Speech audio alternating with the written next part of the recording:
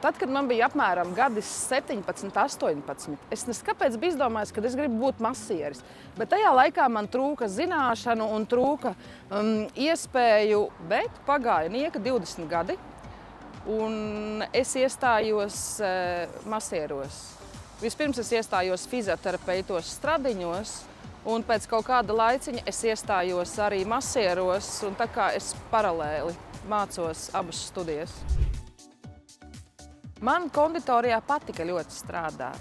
Pirmkārt, masieris man bija 20 gadus izsapņots sapnis, radās iespēja mācīties tālāk. Un tas, kad es neredzēju konditorijā izaugsmes iespējas, man palika garlaicīgi. Ja pilsētā tu vari augt un tev ir piedāvājums papildināt savas praktiskās iemaņas, strādājot dažādākos restorānos vai līdzīgās iestādēs, tad laukos tās iespējas ir tādas, kādas viņas ir. Masieris strādājot un dzīvojot laukos var augt, jo ļoti bieži lauki brauc uz pilsētu un pilsēta brauc uz laukiem. Jā, noteikti palīdz masēt. Tas ir tas pats, kas mīcīt mīklu, lai uztaisītu bulciņu, pīrādziņu vai jebkuru citu izstrādājumu. Tas viennozīmīgi palīdz strādāt ar abām rokām. Pati vēlākā vēlēšanās bija kļūt par dziedātāju aktrisi, bet kāpēc galvenais bija iedvesmot un palīdzēt cilvēkiem. Pirmās domas jau par medicīnas pusi bija 17 gados, bet pagājuši gadu mana mamma sāk studēt skolā šajā, un tad es uzzināju par tādu ārsta palīgu profesiju vispār, un man viņa ļoti intriģēja. Tas būtībā pagājuši gadu, un es uzreiz iestājos arī.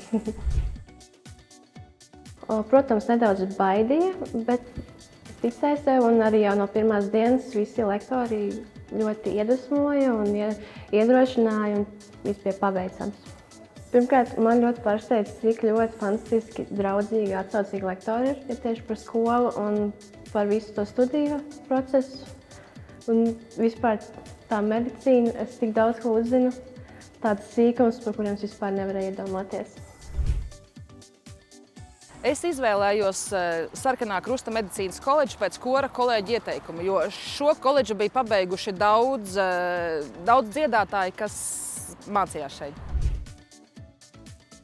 Manuprāt, nē, viņa jau kaut kad pamatskolā čīkstēja, ka viņa gribētu būt ārsts, bet nē, es viņu noteikti neietekmēju. Nē, vispār man mamma, man vecāki nekad neierobežo manas izvēles. Viņi priecājās, jo viņiem ir masieris. Viņiem ir masieris un ļoti bieži aizejot uz ballītēm, notiek bezmaksas konsultācijas. Cenšos būt laba, dažreiz pat sanāk. Es ļoti bieži palīdzu saviem draugiem un paziņām.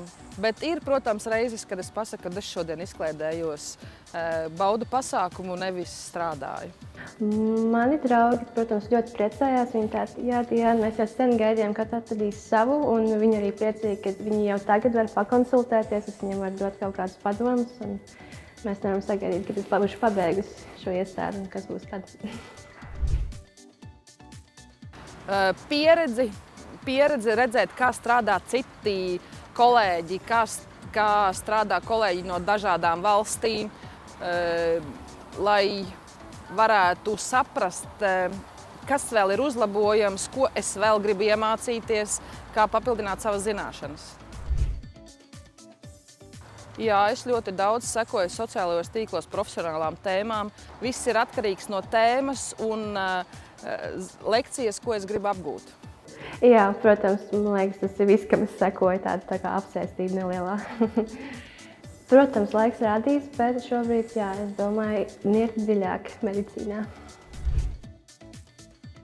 Vispār man ir radušās tādas idejas, un man daudz ir ieteikuši, ka es varētu to darīt, tā kā redzēsim. Studenti, nebaidieties.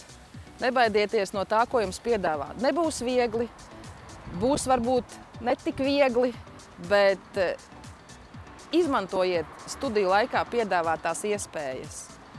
Ja piedāvā braukt Erasmus programmas apmaiņā, brauciet. Tā ir fantastiska pieredze. Ja piedāvā piedalīties skolas pasākumos, arī piedalieties. Tā arī ir laba pieredze jūsu turpmākajai darbībai.